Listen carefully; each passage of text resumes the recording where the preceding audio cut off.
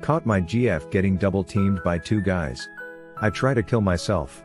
A few months ago I made a post in another thread sharing a story about how I got cheated on by my college GF and the terrible obsession I acquired thereafter to get revenge on her. This is relevant to this story here.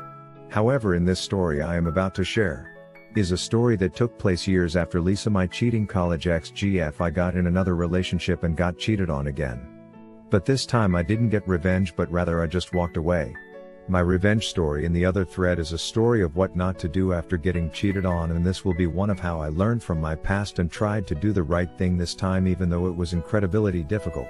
After I had a horrible incident of infidelity with my GF in college, Lisa, like I said, I went on a long tedious mission to get even with her. This was followed by years of just being bitter and jaded towards women.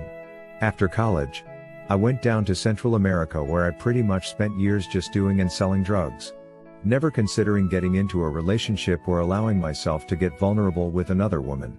I fully admit that I was an awful degenerate during this time. Well, after a few years of this I found myself just more depressed than ever.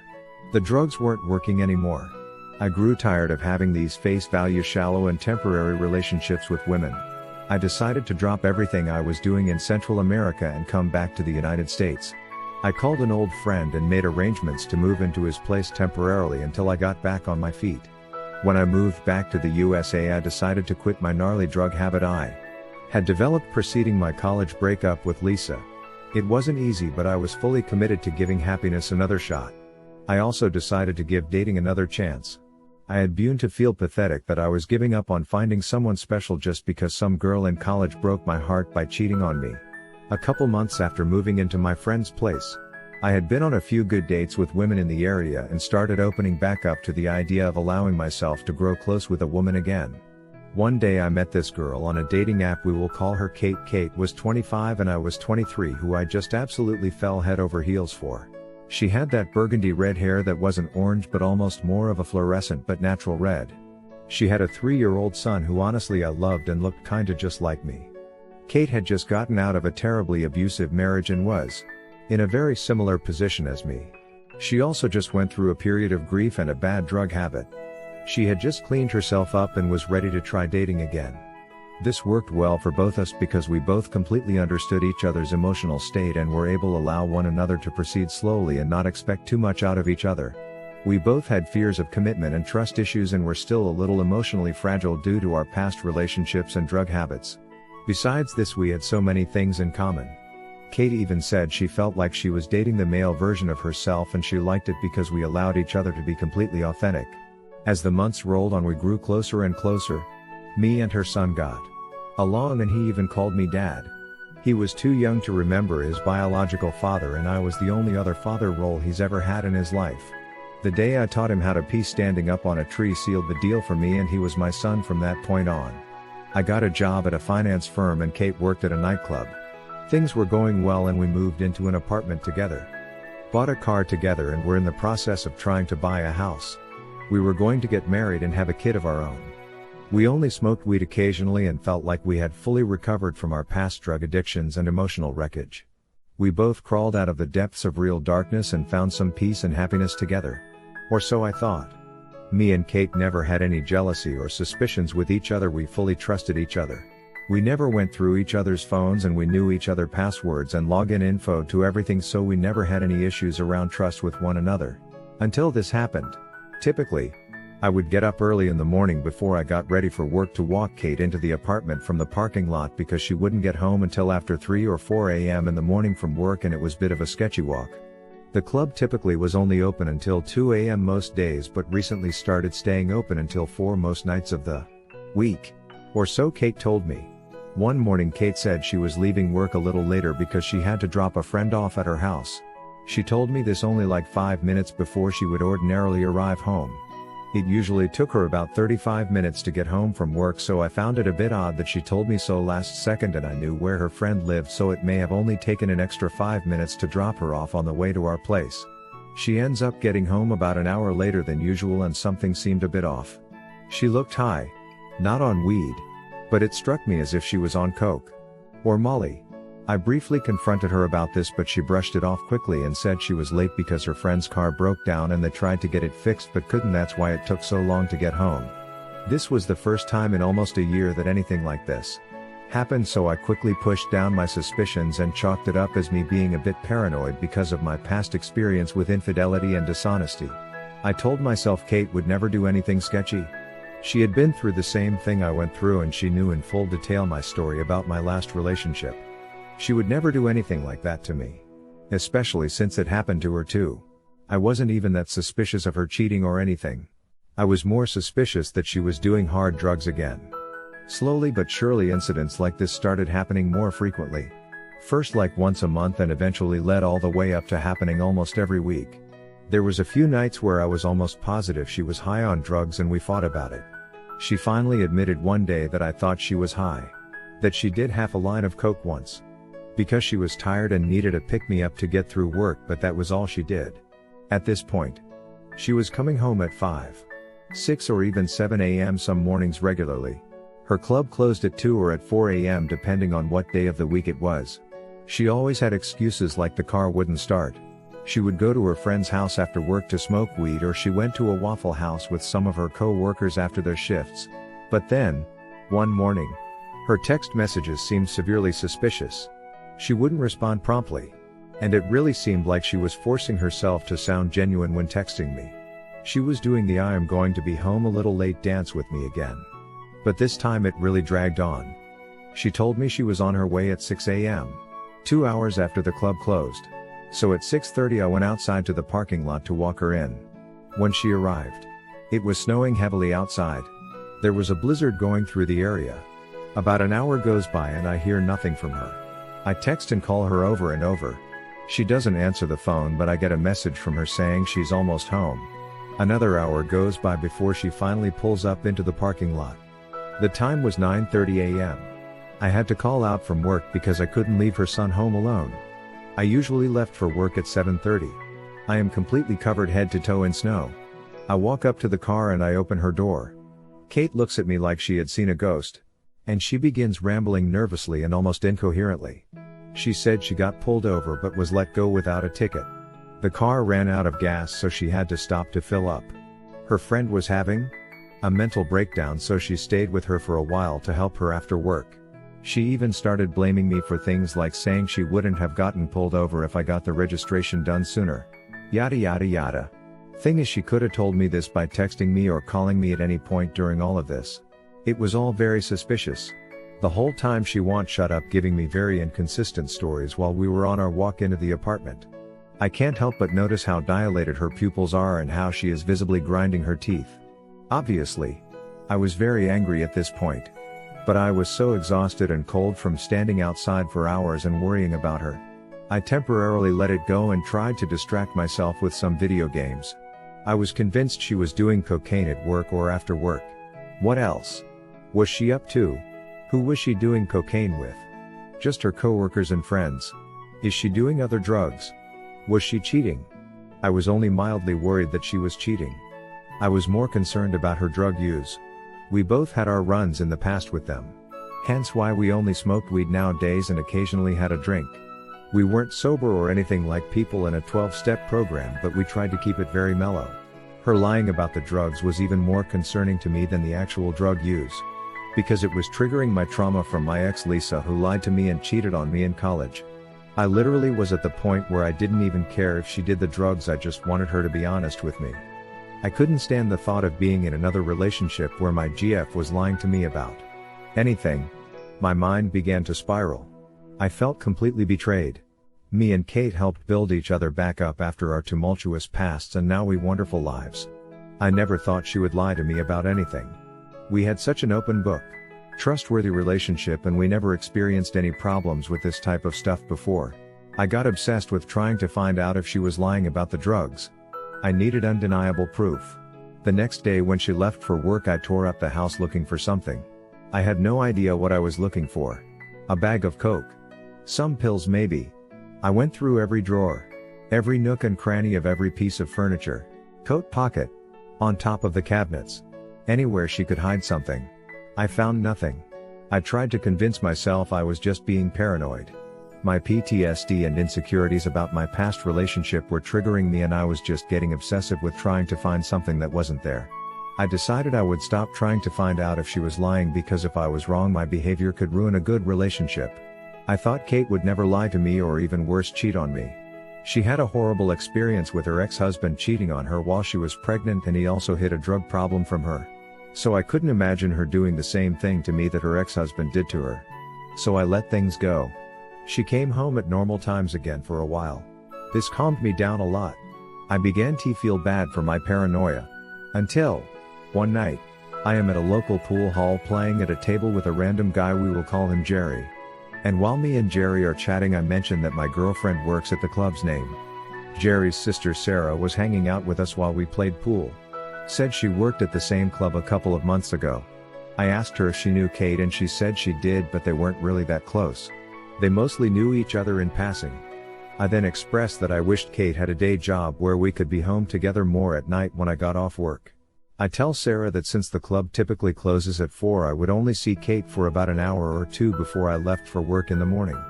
Sarah then looks at me confused and says, I thought they close at 2 a.m. When I worked there, we only closed at 4 on Friday and Saturday nights. I tell Sarah they changed the hours after you left. Sarah then tells me that her roommate still works there, and she never mentioned the closing times had changed because she still comes home just after 2 during the week. It got awkward fast, but I shrugged it off and finished the game of pool. After the game, I went home and I couldn't get what Sarah told me out of my head. I looked up the club Kate worked at, and indeed, it said they were only open today. I learned 4 a.m. on Friday and Saturday nights and 2 a.m. every other night. I again convinced myself that they must have not updated the times on their website yet after they made changes or something. Deep down I knew Kate was up to something. But I was so scared of being lied to again after years of avoiding relationships for that exact reason. I was in full-fledged denial. The next day was a Sunday night. I texted Kate and asked her when she would be off that night, and she said she would be home at 4:30 and she would text me when she was on her way. So at 2:30 a.m. I called the club and asked if I could speak with her. It was about her son. The manager answered and told me they had closed at 2. And Kate already left. I felt like I was going to throw up. I decided I was going to confront Kate. I don't know when she came home that night because I ended up drinking until I passed out and didn't go out to the parking lot to walk her in. When I woke up, she was asleep next to me. I got up and went into the living room where I saw her purse sitting on the coffee table. I picked it up and started to go through it. At first I didn't find anything. No drugs or anything shady else that would throw me off. Then I noticed tucked away in one of the small zippers I found an empty dime bag and rolled up dollar bill. Is this what I have been looking for all this time? I just put it down on the coffee table and went to work. I was hoping she would see it and know that I found it. When I came home, she was getting ready for work. She was in front of the bathroom mirror doing her makeup. Specifically her eyeliner. I lean up against the door and look at her through the mirror. She looks up and says, "Hey babe, what's up? How was work?" I guess she didn't see that I found the rolled up dollar bill. I reply with, "Hey, we need to talk about something." I proceed to tell her that I called the club and they told me they close at 2 on Sundays. She immediately ignores the entire topic of her lying about what time the club closes and proceeds to scream at me for being controlling and obsessive and not trusting her and having no right to call the club in the first place. It didn't faze me. I had made sure that I wasn't just being paranoid. What she was doing was grade A gaslighting, which I was well experienced with because of my previous relationship. The fight continues to escalate. I accuse her of doing cocaine behind my back and lying to me about her drug habit. I call her a coke whore. And that's when she turns around and swings at me with her eyeliner. I turn in reflex and she lodges the eyeliner pencil about 1.5 inches into my shoulder. She then proceeds to punch about half a dozen times in the face. I don't react or hit or back. I was mostly just in shock. Once she finished beating me and screaming, we both just stand there staring at each other. I pull the pencil out of my arm and drop it on the floor. I walk out of the bathroom and into the kitchen where I get some duct tape and patch up the hole in my arm. I have a tattoo right where she stabbed me and I still have a nice healthy scar there to this day. I leave the apartment and I start my walk to the liquor store. Kate is blowing up my phone. She is doing the whole thing where she is apologizing, and when she doesn't get a response she beginning throwing insults and then repeats that cycle over and over. I buy a bottle of Fireball whiskey and proceed to walk and drink and walk and drink. I eventually black out and wake up too. None other than the Jeffrey who I played pool with the other day and some other guy I didn't know trying to pick me up out of the snow. They put me in their car. Apparently they were on their way to work and saw me fall and not move on the side of the street and pulled over to make sure I was okay. Today I wonder where those guys worked because it must have been super early in the morning. I was walking for hours at that point and probably blacked out long before I fell. I had finished the whole bottle of whiskey very quickly. When I was in the car with them, they asked me what was going on and why I was walking around at that time of night that far from the town. I could barely talk. It felt like my lips were frozen. I was able to tell them where I lived and they dropped me off at home. When I go inside, Kate is shocked and tries to get me to lay down and get me warm. I blacked out again shortly after and wake up in a pool of vomit in my bed. I get up and take a shower and go out into the living room where Kate is sitting on the couch crying. We begin to talk. She apologizes for stabbing me with the eyeliner pencil. And she admits that she had started doing coke again and was going to her co-worker's place. A few of them lived together in an apartment. They were all females and she would do coke with them before coming home. She first started doing it to help her get through work and it just kept escalating. I asked her if it was just coke or if it was other stuff too, because there were some nights where she seemed like she was more than just coke. She admits every once in a while she took a Xanax to take the edge off the coke before she came home, but she did this rarely. We ended the conversation civilly and she promised to stop doing drugs and lying to me about where she was and that she would never hide anything from me again. But now that I knew she was capable of lying and keeping things from me, I was a bit more on my toes with things than usual. Weeks go by. And things are kinda back to normal for a while. The only odd thing was Kate was working more often than usual. She would cover for people more or pick up extra shifts randomly more often. Before she only worked 4 days a week, but now she working 6 or 7 days. It didn't become suspicious until I noticed that if we had a fight on a night she wasn't scheduled to work, she would immediately start getting ready and tell me she texted her manager and asked if she could come in because she needed to get away from me. We only had one car and this was before Uber was really everywhere, so I couldn't go check out her work to see if she really was at work. But then one day my friend was over while Kate was at work and we were just playing video games and decided we wanted to go out to get some Taco Bell. Neither of us had it in forever. We had the munchies and wanted to find one, so I pulled out my phone to look on Google Maps where the nearest Taco Bell was. That's when I noticed something I had never seen before. Me and Kate shared a Google account on our Androids at the time, so it showed both of our search histories for locations we typed into Google Maps. And on that very day she searched some random location in a nearby neighborhood when she left for work. My head began to spiral again and I told my friend I no longer felt up to it and just wanted to go to bed, so he left a bit confused. I double-checked everything on my phone and even went on my computer and did some searches to see if there was any way I was misinterpreting it. And I was not. When Kate came home I asked her if she really went to work that night. She got real defensive and started accusing me of being paranoid. I then proceed to show her the Google Maps and how someone searched this location right when she supposedly left for work and it was not me. She proceeds to tell me the most epic lie I've ever heard. She said I never went there or searched it. Google is wrong. It's probably just a glitch. Alright. Now I finally admit it to myself. I am dating a liar again. I grab a few things and I get a motel in town. I spend many nights fighting with Kate over the phone and crying while watching shitty cable TV. I was so angry that for the second time in a row I am dating someone who lies to me and keeps things from me. One of our fights gets so heated we completely stopped talking for 2 days. We didn't break up though. Just stopped talking. Something inside me was desperately hoping that maybe she's just doing coke and drugs. Not cheating.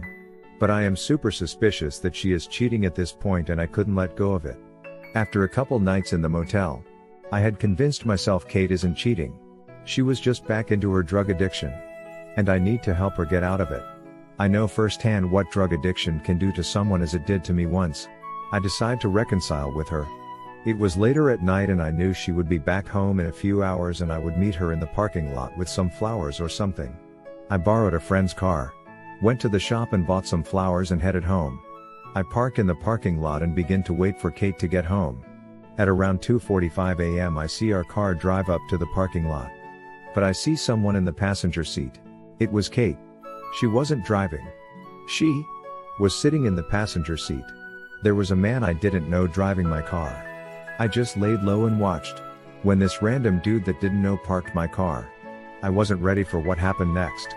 Another man also gets out from the back seat. WTF is happening? Who are these people? The three of them walk into our apartment. I pull out my phone and begin to write a text message to Kate.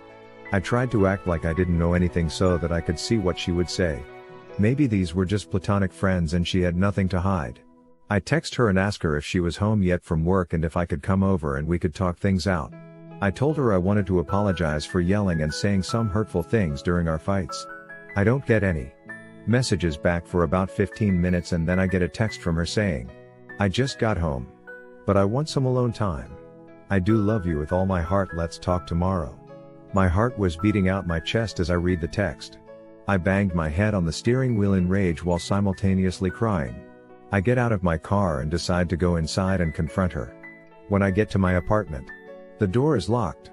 I forgot my keys because I only brought the keys for a friend's car. I heard loud music playing on the other side of the door. I tried knocking but no one answered. I walk around the corner where I knew our living room window and bedroom windows were. We were on the ground floor level. I peep in through our living room window and I see no one. I was honestly hoping that I would see them there just smoking weed casually or something. But if they weren't in the living room, then where the duck are they? I walk a little further down until I get to our bedroom window. The blinds were down but I could see, and if I put my eyes on the edge of the window to look real close. When I leaned in to look around the blinds, my heart sank into my stomach. On the other side of the blinds, in our bed, my beautiful girlfriend, whose son I consider to be my own, was getting spit roasted by the two guys I saw her walk in with. I leaned up against the wall and slid down until I was sitting on the ground. My face fell into my hands. I sat there for 5 minutes vaguely hearing what was going on through the window above me. I contemplated going in and killing all three of them. I was so filled with rage. I decide to get up and get back into the car. I start chain smoking cigarettes as all my memories of the relationship that I cherished so much began to dismantle in my mind. Everything was a lie. Everything I thought about Kate that made me love her so much started to dissolve. Now a lot of you have read my story about when I was cheated on by my college ex-girlfriend, Lisa. When Lisa cheated on me, my rage led me to do everything I can to get the gnarliest revenge I could. In that story, I went completely overboard and Lisa ended up extremely broken and abused.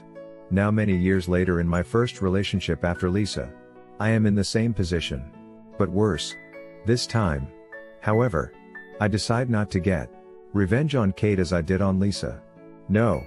This time, I am going to kill myself. But first, I am going to kill Kate. I start the car and drive. I stop by a gas station that I know sells some basic hunting and fishing equipment 24 hours. They don't have any guns, but they had some hunting and skinning knives. I buy the largest knife they have and drive back to my motel. Grab my keys to the apartment. And then head home to paint my bedroom walls with their blood. When I get there, I slowly and quietly open the front door. I begin to creep down the hallway to our bedroom. I am gripping the knife tight, expecting one of the guys to maybe pop out. I inch up to my bedroom door. It's open but the lights in the room are off and I can't see anything inside. It's quiet. I don't hear anything. Sweat is dripping down my face. And I am trying to control my shaking and breathing so no one hears me come in. Scared of what I might see, I reach into the bedroom and flip the light switch on. When the lights pop on, I just see Kate lying in the bed naked and by herself. Was I hallucinating earlier or something, or did those guys just leave before I got back? She didn't wake up, so I take a look around the room. I see a condom wrapper on the nightstand next to her bed, which pretty much confirmed what I saw, and I now knew I wasn't hallucinating. Me and Kate never used condoms. When I take my first step into the bedroom, I hear the door to her son's room across the hall open. I turn around quickly, ready to stab one of the two guys I saw earlier. But of course it's just Kate's son. My son? My first thoughts were, what is Kate's son doing here? Why didn't Kate take him to daycare or to her mom's house before she had two random dudes come over to duck her? Was the little kid there the entire time while she was at work? Or while she was getting double-teamed across the hall? What the hell is wrong with her? He looks up at me from his bedroom door. Daddy, you're back. And he rushes in to hug my leg. I put my hand on his head, look at the knife in my other hand. I put the knife in my back pocket and I get on my knee and I tell my stepson I am going away for a while. Just wanted to say bye to you and Mom before I left. He then proceeds to give me the saddest face I have ever seen. I pick him up and take him back to bed. Tuck him in and tell him goodbye. I knew it would be the last time I see him, but I didn't want him to know he was about to never see me again. Now, after that, I can't kill his mother. He can't grow up without his mother. He doesn't deserve that, even if I think she deserves to die. However, I still wanted to die. I walk out of the apartment and start walking down the street, just sobbing my eyes out. I sit down at a bus stop bench and I pull out the knife and I begin cutting at my wrists. I was ready to die. For like 10 minutes I cut at them, trying to get the blood to flow harder. Then a police car pulls up. And 2 cops get out and one of them says, "Hey man, what are you doing?" I calmly tell him I am done. He radios in more cops and before I know it there is like 15 or 20 of them surrounding me. They spend about 20 minutes trying to get me to put the knife down. I am bleeding all over. The cop walks closer to me and asks me to hand him the knife. I stare at the knife for a few seconds. But he hadn't talked me off the ledge. Nothing at this point could. I also knew I couldn't get out of this situation without being thrown into a psych ward. I raise the knife over my head and lunge at the officer, and before I could even take 2 steps I am on the ground getting tasered and they're piling on top of me, putting handcuffs on me. I had made one major miscalculation. I thought if I made a move towards the officer they would for sure shoot me dead. But I forgot I was white. So unfortunately I was only tasered. The next thing I know I am riding in the back of the cruiser and they take me to the hospital where they sedate me and patch me up. They gave me some sedatives that completely knocked me out. The next thing I know I wake up and I am in what I later find out is a psych ward for the criminally insane. It's like jail or prison. But worse. You don't know what day or time it is and you get no communication with the outside world, or at least we didn't at this one. I am not going to go into detail about what I experienced there. It was one of the darkest places I had ever seen in my life. I was in there for about 6 weeks before an attorney was able to get me off on a technicality. When I was released I took a taxi home. It was about 3 hours away. When I get home I had the taxi driver drop me off at a McDonald's near my apartment. I sit down and charge my phone. I didn't want to go back to that apartment. Not after what I saw there. I have texts, calls, voicemails from many people including Kate. I also obviously was let go from work. My credit cards were all maxed out. Kate clearly had been using them because she had a card for all my accounts. I called Kate and she was ecstatic to hear from me. She had been so worried and had no idea what happened to me. I told her I would explain everything, but I needed her to meet me at the McDonald's and not to bring her son with her. She was confused at first but agreed she would meet me after she dropped her son off at daycare. Kate later walks into the McDonald's and rushes to try and hug and kiss me, but I brush her off and tell her to sit down. This threw her off a bit, but she sits down and I tell her what happened. Everything I saw before I was thrown into the ward. What she responded with shocked me. Kate had the audacity to try and deny everything. She said I must have looked into the wrong apartment and saw someone else. I shook my head in disbelief and I cut her off mid-sentence. I told her she needs to tell me the truth right now, and if she tries to lie to me again I will get up and walk out of this McDonald's and she and her son will never see me again. I look at her sternly in the eyes and she could see I meant every word I said. I ask her one more time, "Have you been cheating on me?" She looks down at her lap and begins to cry. She mutters, "Yay. I have." She proceeds to admit that her drug problem had gone from coke to meth and she was also doubling down with Xanax every night. That's why the guy was driving our car, because she was too intoxicated to drive. I stare at her for about a minute and before I let out a big sigh, I pull my phone out of the charger and stand up. She looks up and asks, "Where are you going?" I look her dead in the eyes and say I'm going to go do drugs. It's all I can think to do right now. As I pick up my backpack, she asks me if we are still together. I tell her no. I didn't mean I was going to stay if you told me the truth. I was going to leave either way. I just wanted to hear you admit it before I left. For the next few months, I pretty much lived on the road. Basically homeless. I would hop from town to town, mostly selling drugs at strip clubs. And crashing where I could. Sometimes I slept in motels. Sometimes I slept outside. I was doing a lot of my own product. I lost almost 65 pounds in these few months because sometimes I would go days without eating or sleeping. One day I wake up in a hospital. I had been having seizures. And my internal organs had begun failing. I was severely malnourished. I am 6'5" and I was weighing in at 155 pounds, soaking wet after a big meal. Multiple doctors and therapists came in to see me every day trying to figure out what was going on with me. I spent about a month in the hospital recovering before I was discharged. The doctors recommended I seek a sobriety program. They concluded that I had no mental disorders other than PTSD and mostly just had a polysubstance addiction problem. When I was discharged from the hospital, I stayed at a halfway house shelter for almost 4 months. I found a sober program and began going to meetings and never touched a drug again since I was released from the hospital. I got a new phone and number. Almost no one from my life prior to my stay in the hospital had any contact with me anymore. While I was in the halfway house, I started working out to try and regain some size. I looked like a beanpole. When I was released from the halfway house, I got a job at a nearby gym as a personal trainer. A brand new career path for me, but the gym had become my new safe space where I felt okay. Fast forward 5 years to today. I am still sober to this day. I am weighing in at a healthy and lean 265 pounds. I am happily married for 2 years. I run my own lucrative business. Hit like if you enjoyed this video. Consider subscribing to our channel.